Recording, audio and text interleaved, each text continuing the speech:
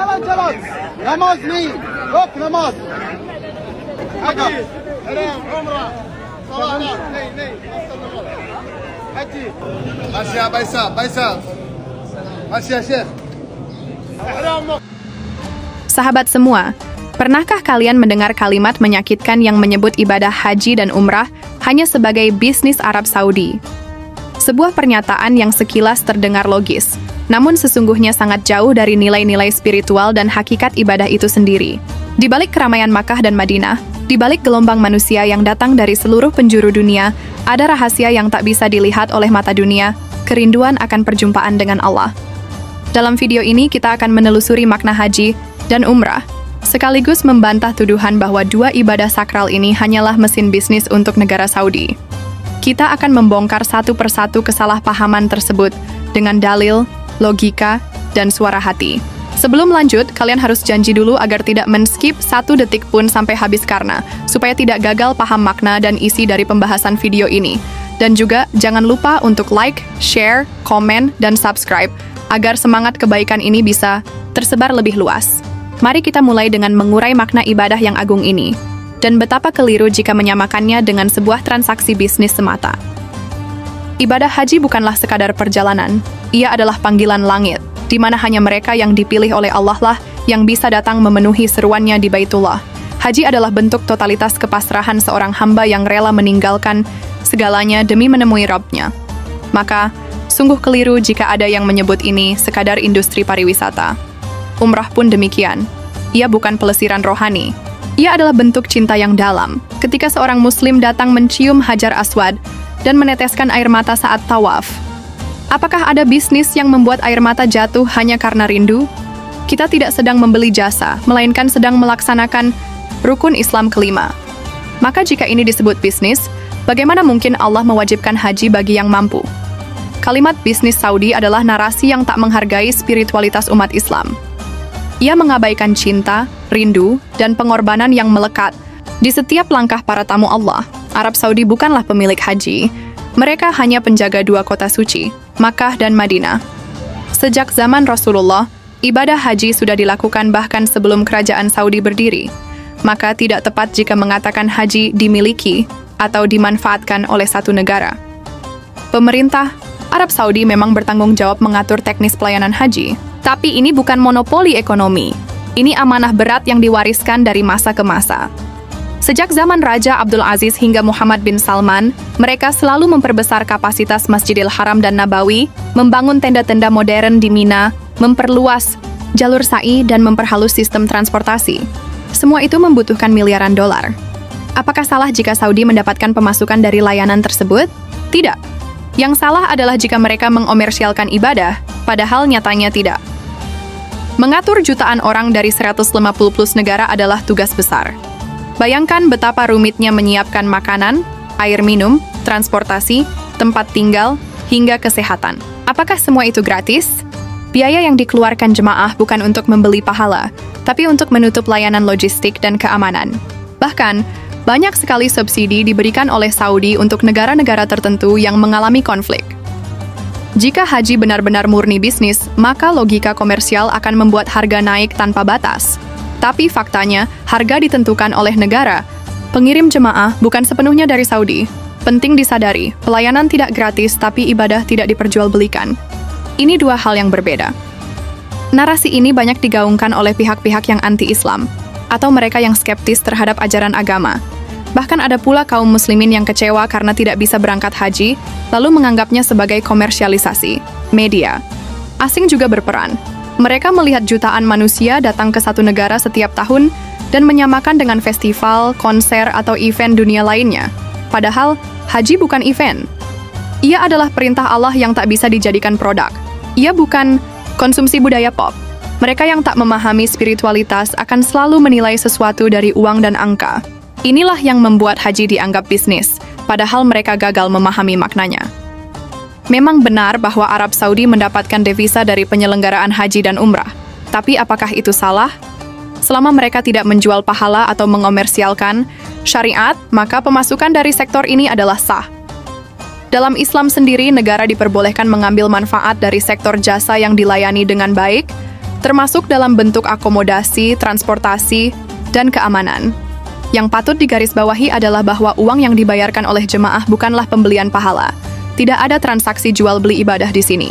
Semua biaya yang dikenakan untuk mengatur logistik ratusan ribu manusia di satu lokasi dalam waktu bersamaan sangatlah besar. Ini bukan sekadar ritual, ini manajemen kelas dunia yang memerlukan biaya tinggi. Jika Saudi mendapatkan pemasukan dari kegiatan ini, itu bukan bentuk eksploitasi. Sebaliknya, mereka mengelolanya dengan penuh tanggung jawab. Dana tersebut digunakan pula untuk perluasan Masjidil Haram, pembangunan jalur kereta api Makkah-Madinah, dan pengamanan jemaah haji dari ancaman apapun. Maka, jika kita masih menyebutnya sebagai bisnis, itu hanyalah narasi dari orang-orang yang gagal memahami kemuliaan haji dan umrah. Mereka menilai segalanya dari angka dan lupa bahwa ibadah adalah urusan antara hamba dan Tuhannya. Arab Saudi menganggap jemaah haji sebagai tamu Allah. Dalam Islam, tamu adalah kehormatan, apalagi ini tamu yang datang demi menghadap Sang Pencipta. Oleh karena itu, Saudi sangat berhati-hati dan serius dalam mengelola pelayanan ibadah haji. Bahkan mereka membentuk kementerian khusus untuk urusan ini. Setiap tahunnya, ratusan ribu petugas dikerahkan, polisi, medis, pemadam kebakaran, hingga tentara disiagakan di lokasi-lokasi penting. Ini bukan operasi kecil. Semua sistem dirancang agar tak ada satu jemaah pun yang tersesat, terlantar, atau terabaikan. Sebuah operasi spiritual terbesar di dunia. Bahkan jika terjadi musibah, pemerintah Saudi sering menanggung kompensasi dan merespons cepat. Dari tragedi Crane di Masjidil Haram hingga insiden di Mina, mereka bertindak sigap dan bertanggung jawab. Apakah layak disebut ini hanya bisnis semata? Jika benar mereka menjadikan ini bisnis, maka seharusnya mereka tak akan peduli dengan keselamatan dan kenyamanan jemaah. Tapi yang terjadi sebaliknya, pelayanan justru semakin ditingkatkan dari tahun ke tahun. Perlu ditegaskan kembali bahwa haji bukan pilihan gaya hidup. Ia adalah rukun Islam kelima, sebuah kewajiban yang harus ditunaikan oleh setiap muslim yang mampu sekali seumur hidup. Maka tidak logis jika menyamakan ibadah ini dengan kegiatan pariwisata atau produk komersial. Orang yang datang ke Tanah Suci bukan sedang membeli pengalaman, melainkan menunaikan perintah Allah. Mereka menangis saat tawaf, bersimpuh di Multazam, dan bermunajat di Arafah. Semua ini tidak bisa dibeli atau dijual. Dalam pariwisata, pelanggan bisa minta refund jika tidak puas. Tapi dalam haji, 1 detik saja waktu digunakan untuk zikir, maka pahalanya tak terhingga. Apakah mungkin semua ini disamakan dengan logika untung rugi duniawi? Haji adalah panggilan spiritual. Jika Allah tidak mengundang, tak akan pernah sampai seseorang ke sana, sekuat apapun usahanya. Maka sangat tidak tepat jika ibadah ini disamakan dengan produk jualan. Sebagian orang mengeluh bahwa biaya haji mahal. Tapi mari kita pikir jernih. Transportasi udara, akomodasi selama 40 hari, makanan harian, kesehatan, pembimbing ibadah, hingga asuransi. Semua itu bukan hal kecil. Bandingkan dengan biaya perjalanan biasa ke Eropa atau Amerika yang hanya 10 hari dan tak ada unsur spiritualitasnya. Faktanya, banyak negara mengatur ulang sistem haji agar lebih transparan dan terjangkau. Di Indonesia, ada subsidi dari dana haji yang disesuaikan dengan kemampuan jemaah. Negara-negara lain juga melakukan hal serupa. Maka menyalahkan Saudi semata adalah bentuk ketidakadilan. Arab Saudi tak pernah menetapkan tarif tunggal untuk semua negara. Mereka hanya menyediakan layanan sesuai kapasitas. Adapun harga yang dibayarkan ditentukan oleh masing-masing otoritas haji di negara pengirim. Jika benar ini bisnis, pastilah tidak akan ada negara yang diistimewakan. Tapi Saudi tetap menerima jemaah dari Palestina, Suriah, Yaman, dan negara konflik lainnya, bahkan tanpa syarat yang berat. Dalam Islam, berdagang tidak diharamkan selama tidak mengganggu niat dan pelaksanaan ibadah. Bahkan di masa Rasulullah, para pedagang berdagang di pasar dekat Masjidil Haram. Mereka menukar barang, menjual kebutuhan, dan mencari rezeki tanpa mengurangi kekhusyukan ibadah. Yang dilarang adalah menjadikan ibadah sebagai kedok untuk mencari keuntungan duniawi semata. Namun, selama ibadah tetap menjadi tujuan utama dan transaksi dilakukan di luar waktu dan tempat yang sakral, maka Islam tidak melarangnya. Justru, berdagang dengan adab dan etika merupakan bagian dari sunnah. Maka ketika Saudi mengatur zona perdagangan di sekitar Masjidil Haram dan Madinah, itu bukan bentuk komersialisasi ibadah, melainkan pelayanan terhadap kebutuhan para jemaah. Bayangkan jika semua fasilitas itu ditiadakan, tentu akan menyulitkan jutaan orang yang datang dari berbagai negeri. Perlu dipahami bahwa dalam skala ibadah massal seperti haji, keberadaan ekonomi penunjang bukanlah pengkhianatan terhadap kesucian. Ibadah itu bagian dari memudahkan umat dalam menunaikan kewajiban mereka tanpa melanggar hukum syariat. Setiap zaman memiliki tantangannya sendiri.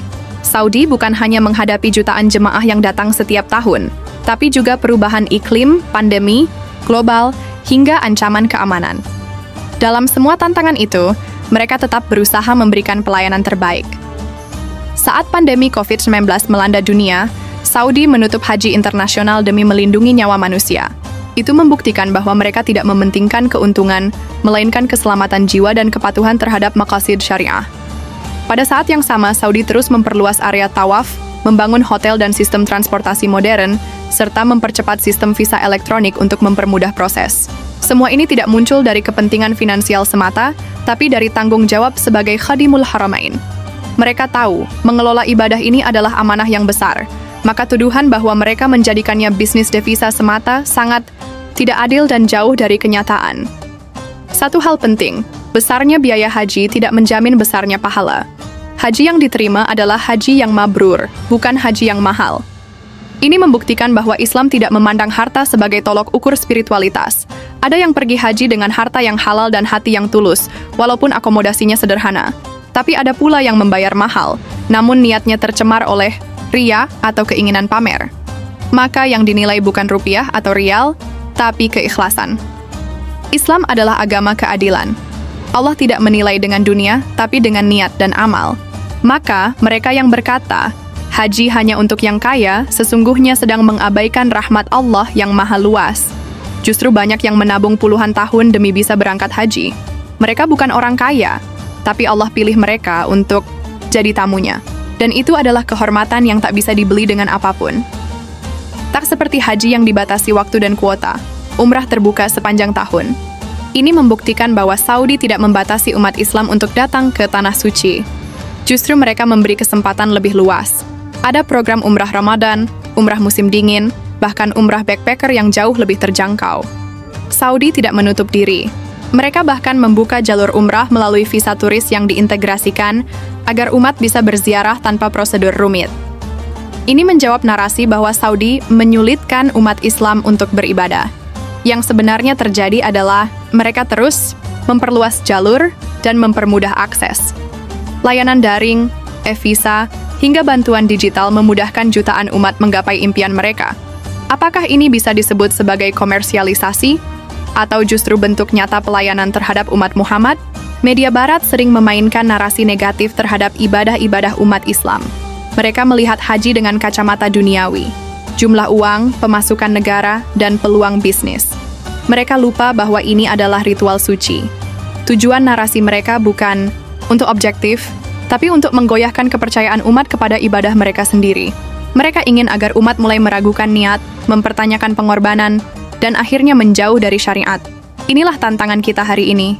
Di era digital, fitnah bisa tersebar begitu cepat. Maka penting bagi kita untuk membentengi diri dengan ilmu, dengan pemahaman yang benar terhadap ibadah. Jangan biarkan kita menjadi bagian dari narasi keliru itu. Haji dan umrah adalah kemuliaan, bukan transaksi. Ia adalah bentuk cinta, bukan produk konsumsi. Sebagai umat Islam, kita wajib membela kehormatan ibadah kita. Ketika ada yang mencemarkan haji dan umrah sebagai bisnis semata, maka tugas kita adalah meluruskan dan menjelaskan kebenaran dengan akhlak dan hikmah. Jangan ikut menyebarkan narasi negatif, apalagi sampai menghalangi orang lain dari menunaikan ibadah. Ini bukan sekadar salah paham, tapi bisa menjadi dosa besar. Gunakan media sosial, gunakan konten edukatif, buatlah video atau tulisan yang menyentuh hati. Kita butuh narasi tandingan yang lebih kuat dan lebih dalam. Bukan dengan marah-marah, tapi dengan keindahan Islam itu sendiri. Karena di saat umat terpecah oleh fitnah, kebenaran akan kehilangan suara. Dan itu sangat kita sesalkan. Sahabat semua, haji dan umrah adalah anugerah luar biasa dari Allah. Jangan biarkan fitnah dan prasangka merusak keindahan ibadah ini. Jangan rendahkan ibadah yang telah disyariatkan oleh Allah dan dilaksanakan oleh Rasulullah hanya karena kacamata duniawi. Bukan berarti Saudi tanpa celah, tapi mereka mengemban amanah yang besar, menjaga dua tanah suci dan melayani tamu-tamu Allah. Mari kita doakan mereka agar tetap amanah dan menjaga kesucian tempat itu hingga akhir zaman. Bagi kita, mari persiapkan diri dengan amal, niat, dan tabungan. Karena panggilan haji adalah panggilan langit, bukan ajakan promosi. Ia tak bisa dibeli, tapi harus diperjuangkan. Jangan lupa like, komen, share, dan subscribe agar lebih banyak saudara kita yang tercerahkan dan tidak terjebak dalam narasi sesat. Semoga Allah menerima semua amal kita dan mempertemukan kita di tanah suci kelak. Amin ya Rabbal Alamin.